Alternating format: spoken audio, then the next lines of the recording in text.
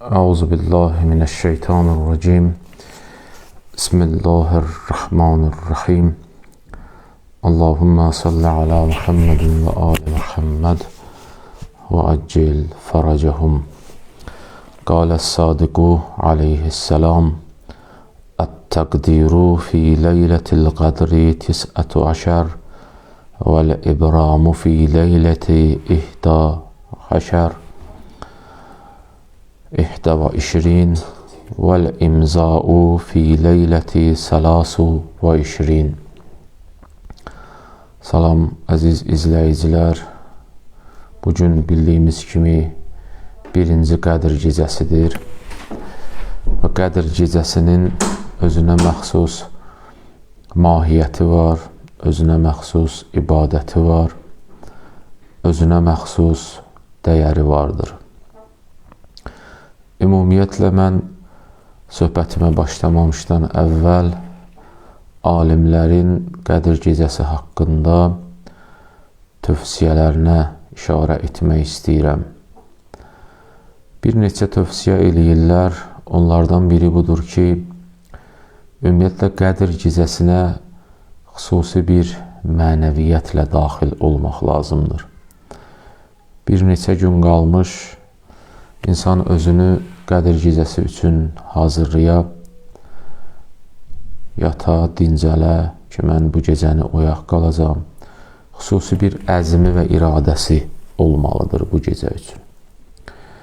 İkinci tövsiyə budur ki, Qədir gecəsini qənimət hesab eləyin. Bu anları, bu gecənin anlarını qənimət hesab eləyin. Üçüncü tövsiyə bundan ibarətdir ki, insan özünü maddi rəzilçilikdən uzaq eləyə, maddi məsələlərdən uzaq eləyə bu gecələrdə. Və bu gecə o gecədir ki, ən yaxşı əməlləri insan bu gecə yerinə yetirə. Və bu gecə insan dua eləyə, bu gecə dua gecəsidir. Beşinci tövsiyə budur ki, insan bu gecə oxuduğu duaların mənasına diqqət eləyə. Bəzi vaxt Qədir gecəsinin əməllərində ki, buyurulur, Cövşən Kəbir duasını oxuyun. Cövşən Kəbir duası 100 bənddən ibarətdir. Bu duanı oxuduqda görürsən, 1 saat yarıma kimi insanın vaxtını alır.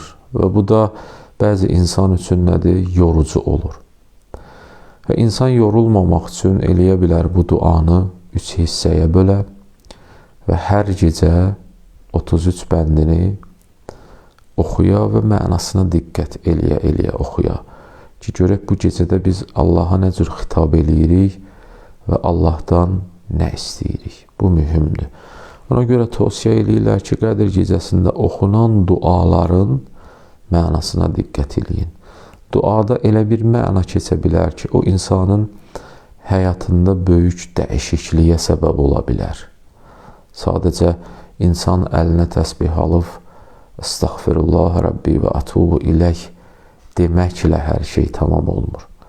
Mənaya diqqət çox önəm daşıyır. Zikirlərin mənasıdır, duanın mənasıdır. Və bu gecə insan Allahla danışa. Bu gecə o gecədir ki, insan boş qalmaya, Allahla danışmağı başara. Biraz dostla, tanışla söhbətini azalda, Allahla danışa. Bu gecə o gecədir ki, bəndə Allahdan üzr istəməlidir. Həmin Estağfirullah Rabbi və atubu ilək ki, deyirik, ilahi mən tövbə eləyirəm, sənə doğru qaydıram. Bu bir növ Allahdan üzr istəmədir. Baxın, insan bəlkə də bu üzrxahlığı adi bir insandan çox zamanlar məsələn olur ki, üzr istəyir. Amma Qədir gecəsində xüsusi tövsiyədir ki, insan Allahdan üzr istəyə ki, ilahi mən filan yerdə filan səhvi elədim, səndən üzrxahlıq eləyirəm.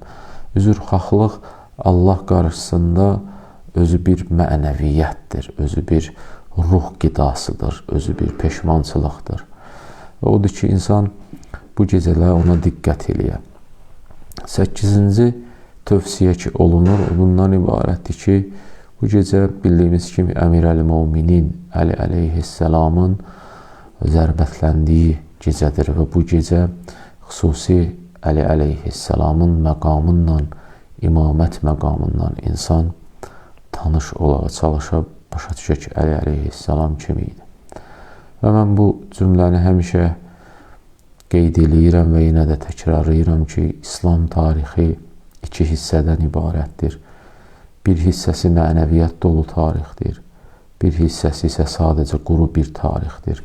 İnsan buna diqqət eləyək ki, mənəviyyat dolu tarix hansı da tarixdir? Mənəviyyat dolu tarix o tarixdir ki, Həzrəti Rəsulullahdan sonra bilafasilə İmam Əli əleyhisselamın imamətə təyin olması tarixdir ki, bu mənəviyyat dolu bir tarix qeyd olunur.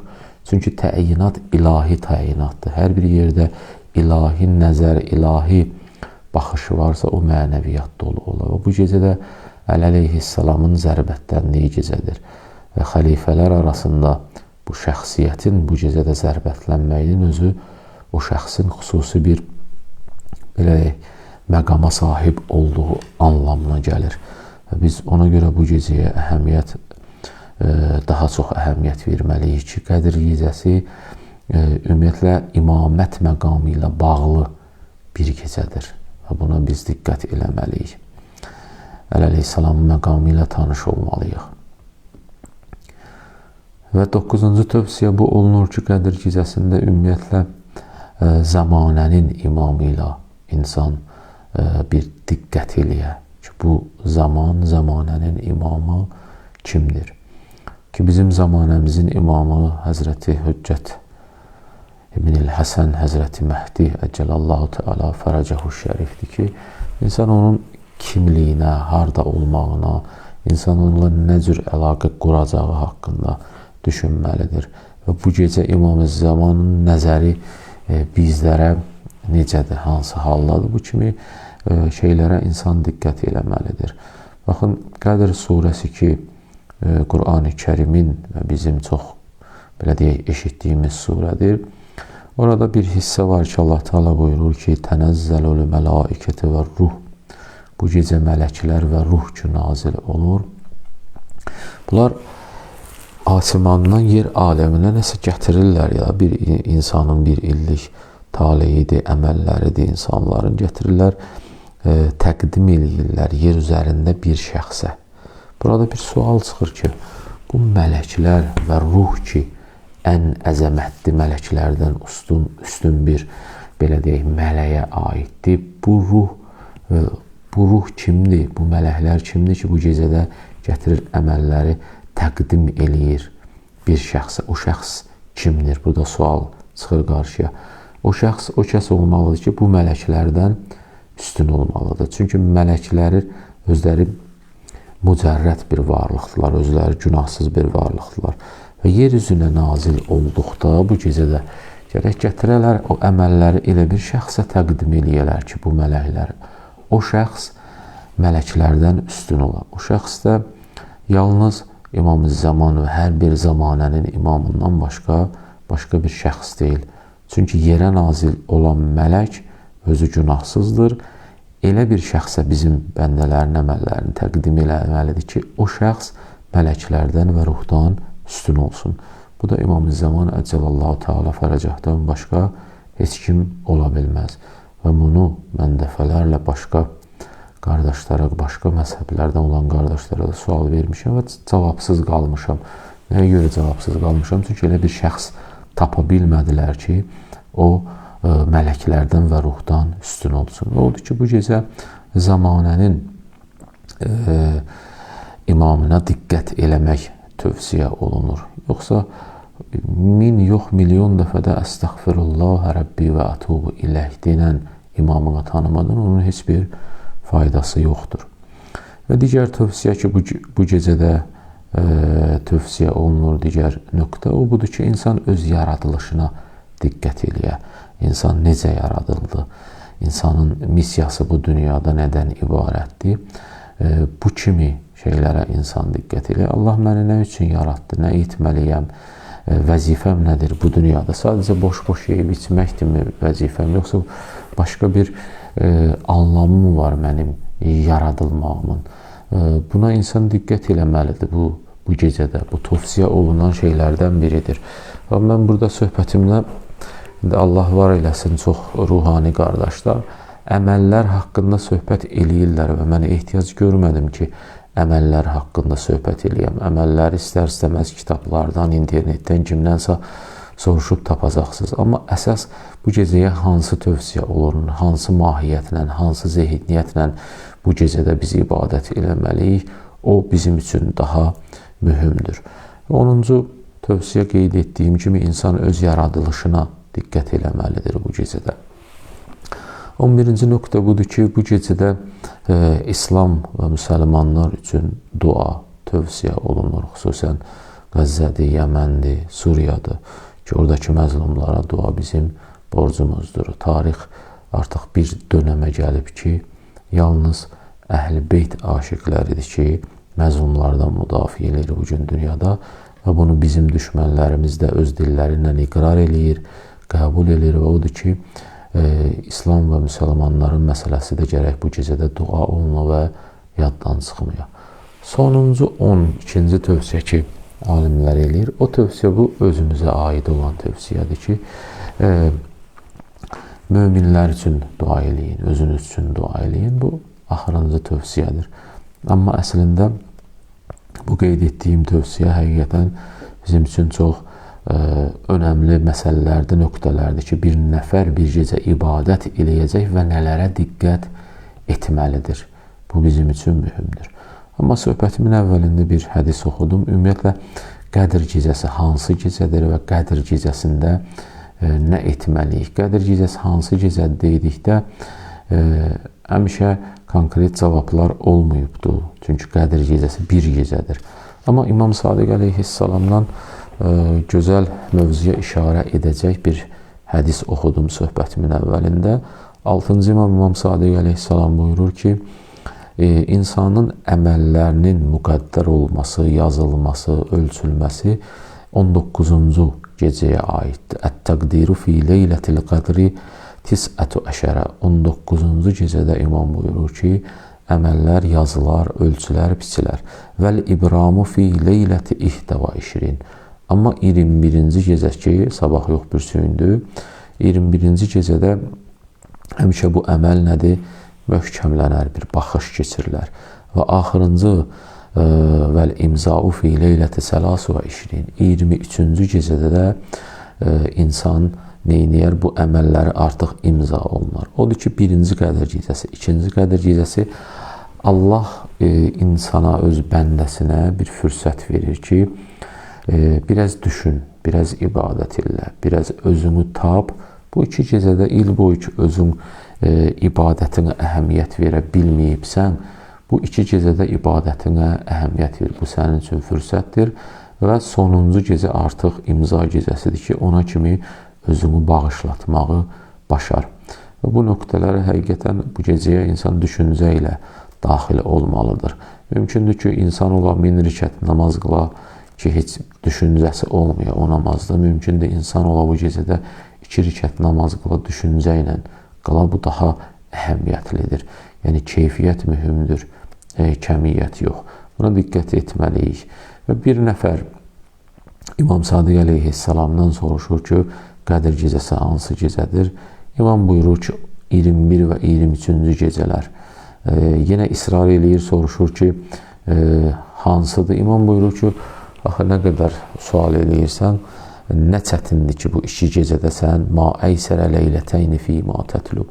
Nə çətindir ki, bu gecədə sən oyaq qalıb dua eləyəsən. Və odur ki, insan özünü həqiqətən bu gecə üçün hazırlamalıdır.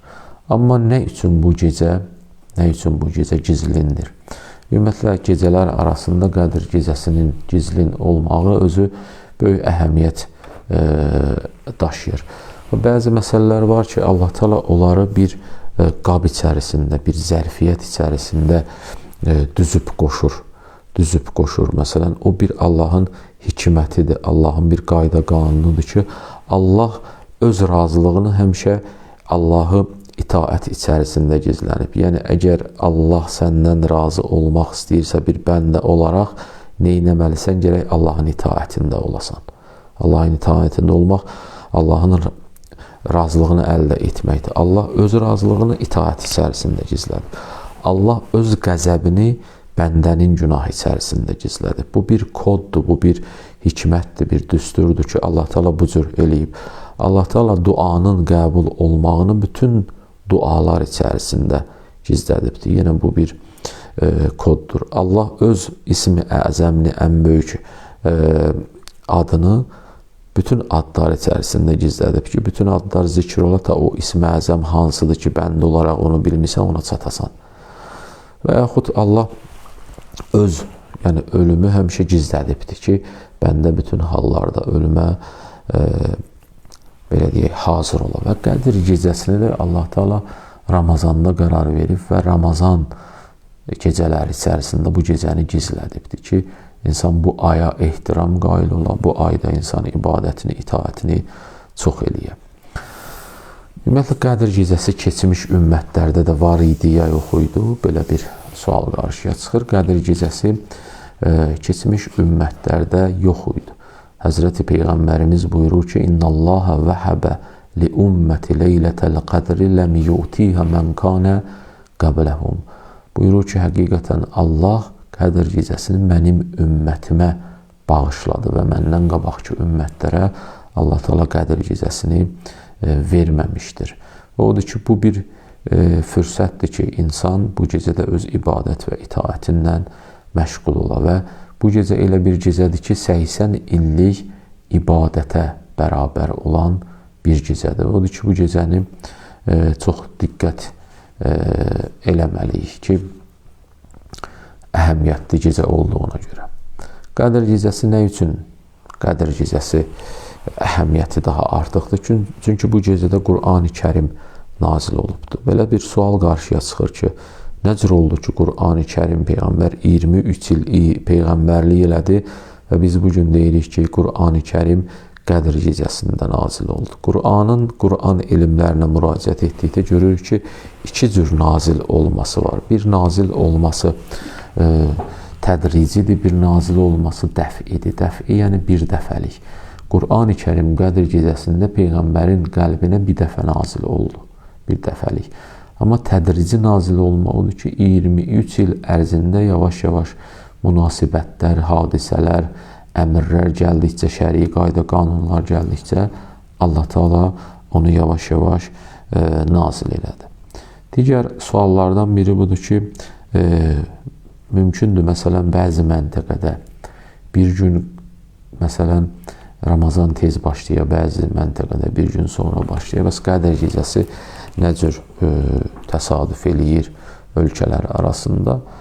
Demək olar ki, Allah Teala Qədir gecəsini 24 saat qərar verir ki, hər bir məntəqə, hər bir yer ondan istifadə eləyə bilsin. Yəni, yaxınlığa və uzaqlığa aid olaraq. Və bu gecə bizim üçün çox əhəmiyyətli gecədir və mən işarə eləyirəm bir neçə nöqtə Qədir surəsi haqqında qeyd eləyim. Allah Teala buyurur, İnna ənzəlnahu fi leylətil qədr. Biz həqiqətən Qur'anı Qədir gecəsində nazil etdik. Və ma ədrakə ma leylətul qədr. Ya Rasulallah, sən nə bilirsən Qədir gecəsi nədir? Leylətul qədri xeyrun min alfi şəhr. Qədir gecəsi 1000 aydan xeyirlidir. Tənəzzəlul mələikətü və ruh fiyha bi izni rabbihim min kulli əmr. Bu gecədə mələklər və ruh nazil olur və bu gecə Allah tərəfindən bütün Allahın izni ilə nazil olurlar və Allah tərəfindən bütün əmrləri yerə gətirirlər və qeyd etdiyim kimi zamanəsinin imamına təqdim edirlər. Səlamun hiyyə həttə mətlə'il fəcr. Ta sübh çağına kimi bu gecə salamatçılıq və əmin amanlıqdadır. Bu gecə həqiqətən çox dəyərli gecə olduğundan həmişə insan düşüncə ilə bu gecəyə daxil olmağı tövsiyə olunur. Və Qədir gecəsində belə deyək, mahiyyəti nədən ibarətdir? Bu gecənin mahiyyəti dua və ibadətdən və tövbədən ibarətdir. İnsan bəndə olaraq nə qədər də günahkar olsa, bu gecə Allah rəhmət qapılarını xüsusi olaraq bəndənin üzünə açır və xüsusi olaraq belə deyək, Allah qarşısında razı niyaz etməliyik və xüsusi olaraq dua etməliyik biz. Və mən deyərdim ki, bu gecə o gecədir ki, Allah Teala bizi xüsusi gözləyir. Bəndə olaraq bəlkə xüsusi olaraq mənə doğru gələsiniz, mənə doğru ibadət eləyəsiniz. Və mən deyərdim ki, bu gecə xüsusi dualardan istifadə etmək daha çox tövsiyə olunur. O dualardan ki, o dualar insan həyatında həmişə təsir qoyur. Ümumiyyətlə, nə cür dua etmək olar bu gecələrdə? Mən bir nəzər eləmək istəyirəm Əli əleyhissalamın Kumeyl duasına ki, bu duada Əli əleyhissalam belə başlayır ki, Allahümmə inni əsəlukə bi rəhmətikəlləti vəsiyyət kulli şey. İlahi, mən səndən o rəhmətinə xatir istəyirəm ki, o rəhmətin bütün hər bir yeri əhatə eləyib, hər bir yerə belə deyib, öz əhatəsinə alıbdır. Və biz bu gecədə nələrə diqqət etməliyik, hansı cür dualara? Əli əleyhissalam yenə Kumayl duasının bir ibarətində deyir ki, Allahümmə xfir liyyəz-zunubəlləti təhdikul isəm. İlahi, bu gecədə mənim o günahlarımı bağışla ki, bu gecə o günahlarımı bağışla ki, o günahlarım sənlə mənim aramda olan o ismət pərdələrini yırtır, aradan aparır. Yəni, bəndə bir həddə çatır ki, artıq çox, özü istəyəm, həyasızlaşır günah etməkdə. Əli əleyhissalam deyir, mənim o həddə çatdıran günahlarımı bağışla. Təbii ki, Əli əleyhissalamın günahları yox idi, sadəcə olaraq bu bir zümzümədir və biz bəndələri düşündürmək üçün bu cür dua eləyir. Və buyurur ki, Allahümmə xfir liyyəz-zunubəlləti tunzilun niqam. İlahi, mənim o günahlarımı bağışla ki, qəm qüssə nazil edir mənə. Bəzi vaxt görürsən, insanın həyatı boyu üzündən kədər əksik olmur. Üzündən kədər əksik olmur. O günahların nəticəsidir. Əli əleyhissalam buyurur, onları saxla, onları bağışla ilahi. O günahlar ki, mənə qəm qüssə nazil eləyir, o günahları bağışla. Və buyurur, Allahümmə xfir liyyəz-zunubəlləti tuğayyirun ni'am. İlahi, mənim o günahlarımı bağışla ki, o günahlarım neymətləri dəyişir. Yəni, mənə verilən yaxşı neymətləri səbəb olur ki, o günahlarım o neymətləri dəyişələr. Yaxşı neymətlərimi pis neymətlərə çevirələr. İlahi, mənim o günahlarımı bağışla. Allahümmə xfir liyyəz-zunubəlləti təxbisud dua. İlahi, mənim o günahlarımı bağışla ki, dua eləyərkən o günahlarım dualarımın qəbul olmağının qarşısını alır. Hədislərdə var, buyururlar ki, bəzi vaxt bəndə dara düşəndə Allah qarşısındakı günah eləyir. Orada mələklərdən səs gələr. Deyərlər ki, ilahi, haza savutun qeyri qərib. Ey bizim Allahımız, ey bizim Rəbbimiz. Bu, biz heç tanış səs deyil. Allahdan nida gələr, oturuq, o bəndəni dərk eləyin, dara düşüb gəlib, dua eləyir məsələn. Bəzi vaxt Allahla həqiqətən əlaqə daimi olmalıdır ki, o etdiyin duanın səsi o mələklər üçün tanış gələ. Ona görə Əli əleyhissalam buyurur ki, Allahümmə xfir liyyəz-zunubəlləti təxbisud dua.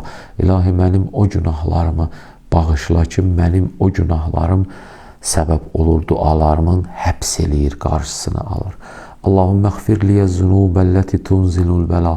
İlahi, mənim o günahlarımı bağışla ki, o günahlarım bəla nazil olmağına səbəb olur. Bəzi vaxt günah var ki, insan çox həddini aşır, çox Allaha qarşı üsyan eləyir, bəla nazil eləyir o zaman Allah.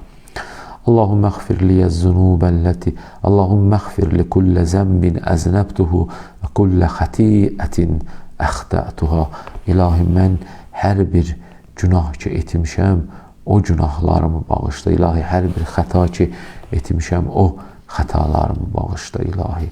Allahümme inni əs'əluka sualə xaziin, mutəzəlzilin xaşi. İlahi, mən bunları bir halda səndən istəyirəm ki, sınmış halda, bir bəndə olaraq sınmış halda, xaşi halda və tərhəməni, mənə rəhm ilə, tusamihəni, mənə asan tut ilahi. Mən belə bir halda sənin qarşına gəlirəm. Allahümme əs'əluka sualə mən iştəddət faqatuhu və ənzələ bikə ində şədaidi hacətəhu və əzumə fiyimə indəkə rəğbətu. Ey imanım Allahım, mən səndən istəyirəm ki, mənim giriftarçılıqlarımı bağışlayasan. Əsas o yerlərdə mənim əlimdən tutarsan ki, orada mən artıq çox giriftaram. Allahümme mövlaya kəm min qəbihin sətərtəhum. Ey mənim Mövlam, ey mənim Allahım, sən nə qədər pisliklərin üstünü örtmüsən, kəm min qəbihin sətərtəhu və kəm min fadihin minəl bəlayı əqəltəhu. İlahi, o nazil olacaq bəlaların nə qədərini sən azaltmısan ilahi. Və kəm min isarin və qaytəhu və kəm min məkruhin dəfətəhu ilahi. Nə qədər pislikləri sən bizdən uzaq eləmsən ilahi. Və kəm min sənain cəmilin ləstu əhlən nəşərtəhu. Nə qədər şeylər var ki, biz onlara layiq deyildik, amma sən onları cəmaət arasında yaymısan. Və odur ki, Əli əleyhissalamın dilindən bu cür dua eləyək və bu gecə Əli əleyhissalama aid bir gecədir. Bu gecə Qədr gecəsi olması ilə yanaşı Əmir əl-Müminin Əli əleyhissalama aiddir. Və mən bir neçə cümlədə Əli əleyhissalam haqqında zikr eləyim. Əli əleyhissalam kim idi? Əli əleyhissalam elə bir şəxsiyyət idi ki, zamanəsində yaşayan insanlar onu tam tanımadılar. Əli əleyhissalam özü buyurur ki, mənim məzlumiyyətim burasındadır ki, mən olaraq, Əli olaraq tanımadılar. Yəni, mən Əli vilayət məqamındaydım. Məni bu məqamda olaraq tanıyıb başa düşmədilər. Hətta döyüş vaxtı Əli əleyhissalam dəvət eləyirdi. Yay olanda deyirdilər, istedi, qış olanda deyirlər, soyuqdur, nə bilim, səhər bir bəhanə, axşam bir bəhanə. Belə bir acınacaqlı vəziyyətdə idi bu Ərəbistan, o zamanın dövrü. Əlbəttə, əgər hər bir imamın düşünmək istəyirsə, gərək biraz o dövrlə tanış olaq. Əli əleyhissalam belə bir dövrdə yaşayırdı və odur ki, Əli əleyhissalam tanımaq üçün birinci gərək zamanıyı tanıyaq. Əli əleyhissalam məzlumiyyətini tanıyaq. Bir dənə məsələyə işarə eləyim. Bundan ibarətdir ki, Əli əleyhissalamı niyə öldürdülər? İnsanın ölümü təbiidir. Amma Əli əleyhissalamın öldürülməsi, Əli əleyhissalamın şəhadəti nəyə bağlanırdı? Əli əleyhissalamın şəhadəti cahiliyyətə bağlanırdı.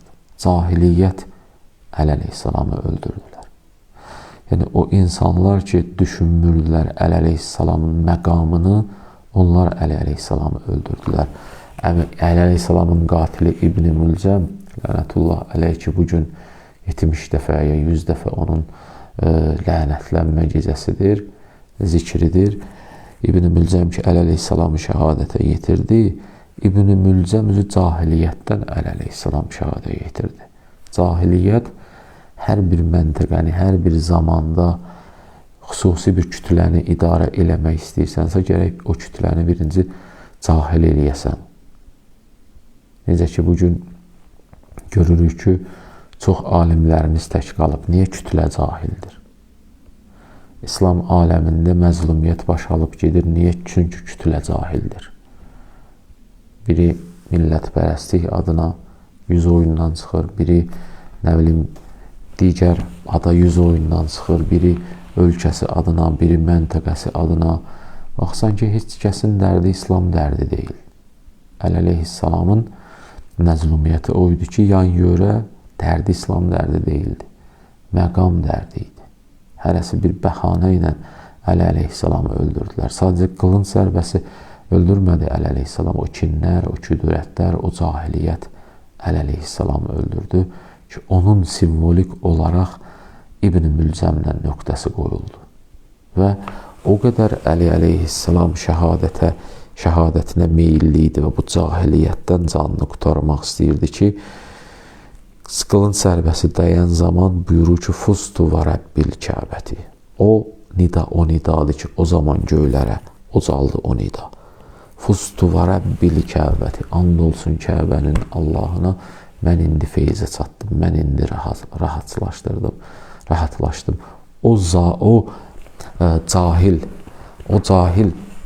Cahiliyyətdən Əli əleyhissalam rahatlığa çatdı. Yoxsa bu dünyada yaşamaq Əli əleyhissalamı sıxmırdı. O cahiliyyət Əli əleyhissalamı sıxırdı ki, dərdini danışacaq bir insan yox idi. Və o şəhadəti o mübarək bilir, o şəhadəti özünə bərəkətli bilir. Və buyurur, Fustu bir Rəbbil Kəbəti, and olsun Kəbənin Allahına ki, mən indi feyzə çatdım və rahatlaşdım. Odur ki, Əmir əl-Müminin Əli əleyhissalam o şəxs olub ki, tarixdə buyurub ki, Səluni qəblə ən təfquduni. Hər nə istəyirsiniz, məndən soruşun, mən sizin aranızdan getməmişdən öncə. Və bu cümlə yalnız Əli əleyhissalama məxsus idi və tarixdə bir nəfər o cümlənin iddiaçısı olub ki, onu da Allah bəla nazil elədi. Əli əleyhissalam o şəxsiyyətdir ki, Qur'anın belə deyək, müxtəlif yerlərində başdan ayağa Əli əleyhissalam orada görsənir. Əli əleyhissalam o şəxsiyyətdir ki, Allah Teala Mübahilə ayəsində onu Peyğəmbərin özü hesab edir. Yəni, tarixdə elə bir xəlifə yoxdur ki, Peyğəmbər, Allah buyurub, sən Peyğəmbərin özüsən. Amma Əli əleyhissalam haqqında Allah buyurur, sən Peyğəmbərin özüsən. Belə bir məqama nail olmuşdu Əli əleyhissalam. Əli əleyhissalam o şəxsiyyət idi ki, Peyğəmbərin canına qəsd eləməyə gələndə 40 qəbilədən müşriklər, kafirlər yeganə şəxs idi. Əli əleyhissalam Peyğəmbərin yerində yatmağa razılıq verdi. Əli əleyhissalam belə bir şəxsiyyət idi. Və Allah yolunda canından, malından keçməyə razı olan şəxsiyyət idi. Əli əleyhissalam o şəxsiyyət idi ki, Qur'anda hər bir ayə ki, Allah Teala buyurur, Ya əyyuhəlləzinə amənu, ey iman gətirənlər, birinci şəxs Əli əleyhissalamdır. Hər bir ayə ki, Qur'anda Ya əyyuhəlləzinə kəlməsi ilə başlayır, birinci şəxs Əli əleyhissalamdır. Əli əleyhissalam o şəxs idi ki, rükû halında zəkat vermək ona aiddir. İkinci mistaqı, ikinci bəyanı yoxdur o ayənin. Əli əleyhissalam hətta dəfələrlə bəziləri 70 dəfədə rükû halında zəkat verdilər. O ayə onlara aid, şamil olmadı. Niyə? Çünki ixlas başqa bir şeydir. Mümkündür insan, ehsanda da elədir, mümkündür insan bir stəkan su ehsan eləyən ixlasla, mümkündür insan milyonlarla ehsan eləyir. Amma ixlas öz sözünü deyil. Qur'ana baxdıqda Əli əleyhissalam çox yerdə biz görürük. Nəcvə ayəsi, pıçıltı ayəsi yeganə ayədir ki, Əli əleyhissalama aiddir. Bəraət surəsindəki Həzrət Rəsulullah buyurdu, mən bugün müşriklərin bəraəti bəyan etmək üçün və bayrağı o şəxsə verəcəm ki, həm mən ondan razıyam, həm Allah ondan razıdır. Hamı gecə fikirləş, dedi, görəsən kimdir, səhər oyandılar, gördülər Əli əleyhissalamdır. Ki, Allahın razılığı onda var idi. Bu, o dəyər və fəzilətdir ki, Əhl-i Sünnə təfsirlərində qeyd olunur. Əhl-i Beytə aid olan şəxs kimdir? Əli əleyhissalamdır. Peyğəmbərin Əhl-i Beytindən, yəni Peyğəmbərin Əhl-i Beytində Əli əleyhissalam, İmam Həsən, İmam Hüseyin, xanım Zəhra, bunlar Peyğəmbərin Əhl-i Beyt sayılır. Hətta bu ayə nazil olduqda Ümmü Səlmə Həzrət Rəsulullaha dedi ki, ya Rəsulallah, mən də onlara aid oluram. Amma Peyğəmbər dedi, yox, sən də yaxşı insansan, amma əhli kəsa deyilsən, mənim Əhl-i Beytimdən deyilsən. Bəzi alimlərdə də var, görürsən, təfsirlərində bəzi qərəz üzərindən Peyğəmbərin zövcələrini onun Əhl-i Beyti hesab eləyirlər və bu bir yazmalardır ki, bunu baxırsan ki, bilərəkdən edilən səhvdir. Bugün Ramazan ayının artıq 19-cu günüdür və bu bir ay boyunca ki, öz mütaliələrim, oxumalarım var, bəzi baxdığım, rastlaşdığım videolar var ki, Əhl-i-Sünnə vəl-Cəmaət deyilənlər söhbət eləyir. Ümumiyyətlə, bunların söhbət metodlarına mən fikir verirəm. Bəzi vaxt cahillikdən qaynaqlanan bir şeydir. Çünki niyə cahillikdən qaynaqlanan bir şeydir? Əgər bir söhbət çox təkrarlanırsa, bunun kökü cahilliyə bəzi vaxt gəlib sökənir. Məsələn, nə kimi? Məsələn, şirk və tohid bəhsləri kimi. Bir əhl-i beyt sevər, şirk də bilir nədir, tohid də bilir nədir. Əgər bir kəs la ilahə illallah deyirsə, demək şərt deyil. La ilahə illallahın özünü düşünürsə, o şəxs bilir ki, Allah yeganə varlıqdır ki, la ilahə illallah içərisindən götürəsən, la ilahə illa xaliq, la ilahə illa məsələn, alim qoyasan, o Allah kəlməsini vermir.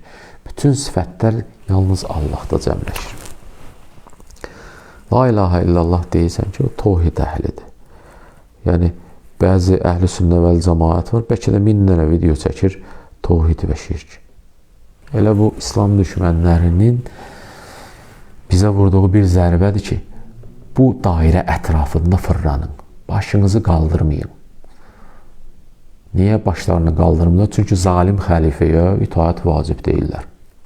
Bu, bir növ sürünü idarə eləməkdir. Sürünü idarə eləməkdir ki, siz sürüdə olan heyvanatsınız. Zalim xəlifə ilə itaət vacibdir, gedin arxasınca. Bu, bir növ idarəçilikdir. Hətta bəzi məsələləri çox abartmaq, onlar üçün baş qatmaqdır. Təbii ki, hər bir elmi bəhsin öz yeri var. Əgər tohidi düşünmək istəyirsinizsə, Əleyhisselam Nəhcül Bəlağəsi kifayətdir. Elə əvvəlinci xütbələri kifayətdir. Bir şeyə bir əhl-i beyt sevər, bilir tohid nədir.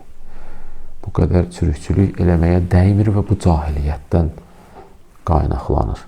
Möhrə səcdə eləyən də bilir ki, o, onun Allahı deyil. Ziyarətə gedən də bilir ki, o kimdir, ziyarət sahibi kimdir. Həccə gedən də bilir ki, nədir, nə deyil. Yəni, bu məsələləri çox təkrarlamaqla, bilirsiniz, nə demək istəyirlər?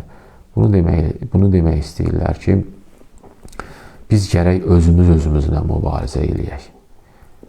İman, kör-körünə iman bizə lazım deyil, bizə bəsirətli iman lazımdır. Bir şeyə inanmaq şərt deyil, bir şeyə bəsirətli inanmaq şərtdir.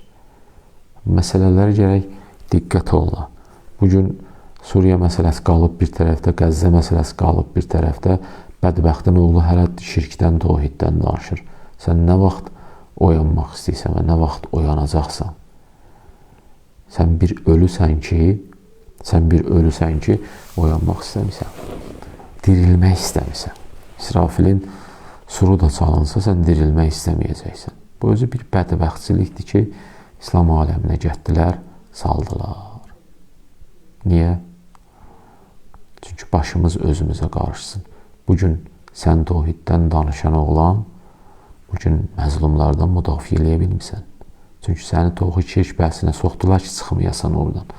Bugün sən tohiddən danışan oğlan, sən bugün Qəzzə məsələsindən müdafiə eləyə bilmirsən, Suriya məsələsindən müdafiə eləmirsən. Allah sənin bərəkətini alsın ki, sən bugün zalim xəlifəyə itaəti vacib bilirsən. Bunun özü bir səviyyəsizlikdir. Bunun özü bir bədbəxtçilikdir. Bunun özü bir bəladır ki, nazil olubdur sizlərə. Əgər ayılsanız, ayılıbsınız, ayılmasanız Allah bu bəlanızı əbədi eləyəcəkdir. Çox bədbəxtsiniz, çox. Və bu gecə düşüncə gecəsidir.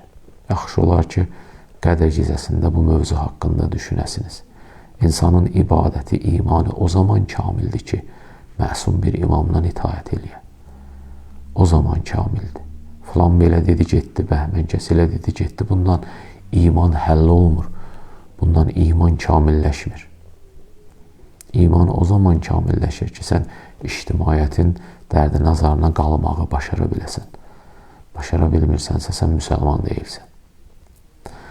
İnşallah Allah ant verirəm öz izzət və cəlalına.